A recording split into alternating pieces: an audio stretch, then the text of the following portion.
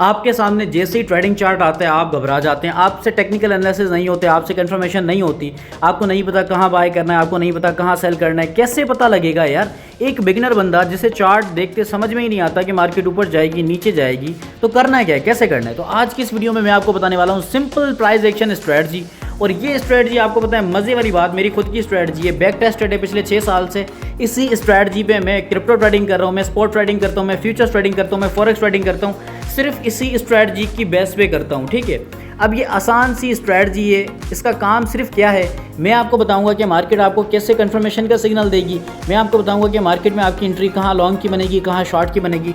सिर्फ ये 2 चीज़ें आपने फॉलो करनी है, दैट्स इट। 2 चीज़ें आपने फॉलो करनी है, टाइम फ्रेम कोई रिक्वायर्ड नहीं है। मैं आपको बता दूं, अगर आप फ्यूचर्स ट्रेडिंग कर रहे हैं, स्कैल्पिंग कर रहे हैं, तो आप 1 मिनट पे कर सकते हैं, आप 5 मिनट पे कर सकते हैं, आप 10 मिनट पे कर सकते हैं। ठीक है, लोग पूछेंगे इनबॉक्स में कि सर टाइम फ्रेम क्या होना चाहिए। भाई आप स्पॉट ट्रेडिंग कर रहे हैं, आप 1 घंटे के टाइम फ्रेम पे करें, कोई मसला नहीं है। यह डिपेंड करता है आप डे ट्रेडिंग कर रहे हो, आप स्विंग ट्रेडिंग कर रहे हो, आप पोजिशनल ट्रेडिंग कर रहे हो, आप स्कैल्पिंग कर रहे हो, कर क्या रहे हो। ठीक है, अगर इन ट्रेडिंग्स का आपको नहीं पता तो भाई यूट्यूब पे बहुत सारी वीडियोस मिल जाएंगी, आप पहले ये देख लें कि डे ट्रेडिंग या फिर स्विंग ट्रेडिंग या पोजिशनल या फिर स्कैल्पिंग में फ़र्क क्या है। अब मैं आपको बताऊं, ये स्ट्रेटजी हर टाइप्स की ट्रेडिंग पे काम करेगी। ठीक है, आप जो भी ट्रेडिंग करें ये काम करेगी, लेकिन इसको एज इट फॉलो करना है जैसे मैं आपको बताने वाला हूं। लेकिन उससे पहले आपने एक छोटा सा काम करना होगा, आपने वीडियो को लाइक करके चैनल को सब्सक्राइब करना है ताकि इस तरह की informative videos time to time आपको रिसीव होती रहे। अच्छा, अब करना क्या है, सबसे पहले मैं आपको बता दूं, ट्रेंड को आइडेंटिफाई करना है। सिंपल सा काम है, सिंपल सा काम है और कुछ भी नहीं करना। ठीक है, यहाँ पे 1 आवर टाइम फ्रेम है, मान लें यार मैं स्पॉट ट्रेडिंग कर रहा हूँ, यहाँ पे प्योर डाउन ट्रेंड है। ठीक है, प्योर डाउन ट्रेंड है। अच्छा, मान लें प्योर डाउन ट्रेंड है ना, तो यहाँ पे मैं क्या करूँगा, और हायर टाइम फ्रेम पे चला जाता हूँ। ठीक है, बड़े टाइम फ्रेम पे जाता हूँ,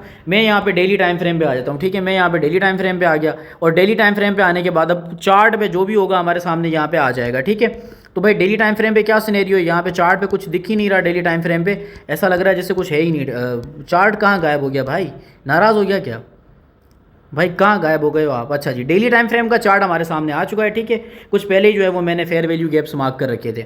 अच्छा, अब डेली टाइम फ्रेम की बात करें, यहाँ पे सबसे पहले तो हम डेली टाइम फ्रेम पे देखेंगे। डेली टाइम फ्रेम पे भी भाई यहाँ पे ओवरऑल डाउन ट्रेंड ही है। मजे वाली बात यहाँ पे ये कि भाई डेली टाइम फ्रेम पे भी यहाँ पे जो है वो प्रॉपर डाउन ट्रेंड है। सबसे पहला काम हमने क्या करना है, डेली टाइम फ्रेम पे आके प्रीवियस सपोर्ट को यहाँ पे हमने मार्क करना है। प्रीवियस सपोर्ट हमारी कौन सी थी, ये हमारी थी previous support. Daily time frame पे आना है, याद रहे डेली टाइम फ्रेम पे। अब जो हमारी रीसेंट सपोर्ट है उसे हमने मार्क करना है। ठीक है जी, ये हमारी रीसेंट सपोर्ट है, करेक्ट, ये हमारी रीसेंट सपोर्ट है। बस ये 2 चीज़ें हमने मार्क कर ली, क्योंकि सिंपल प्राइस एक्शन है तो इसको हम सिंपल रखेंगे, कुछ भी झंझट नहीं करना।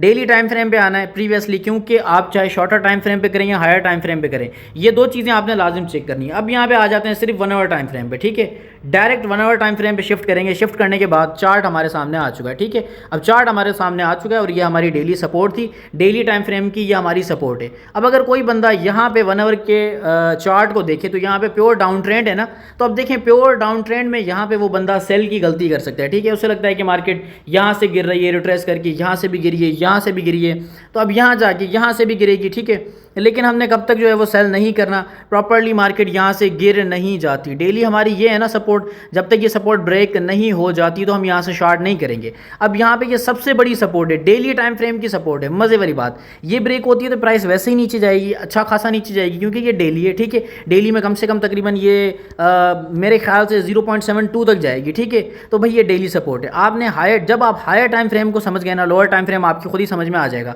ठीक है, अब यहाँ पे सिंपली क्या करते हैं मैं आपको बता दूँ, 15 मिनट्स पे आ जाते हैं। ठीक है, जैसे हम यहाँ पे 15 मिनट्स में आएंगे तो हमारे सामने यहाँ पे आप देखें मार्केट बिल्कुल कंसोलिडेट कर रही है, बिल्कुल एक रेंज में आ गई है, ये रेंज है। ठीक है, अब यहाँ पे बहुत बार मार्केट नीचे गई है एंड देन दोबारा यहाँ पे लिक्विडिटी हंट करके ऊपर आ गई।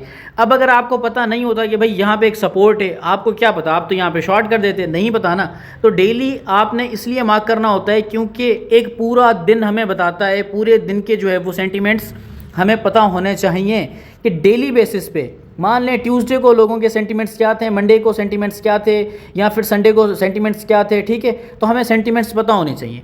अब मार्केट यहाँ से ऊपर तो जा रही है, मुझे बाय करना चाहिए या नहीं करना चाहिए, इसका जवाब है बिल्कुल भी नहीं। मुझे यहाँ पे बाय नहीं करना, मुझे सपोर्ट पे बाय नहीं करना, क्योंकि देखें प्रीवियसली बहुत बार सपोर्ट पे टैप किया एंड देन प्राइस ऊपर गई है, दोबारा नीचे आ गई। अब मैं चाहता हूँ कि प्राइस में इतनी मूवमेंट हो, ये वाला लेवल, ठीक है, ये लेवल, इस लेवल को मैं मार्क करूँगा, क्योंकि सिंपल प्राइस एक्शन इसे हम सिंपल रखेंगे।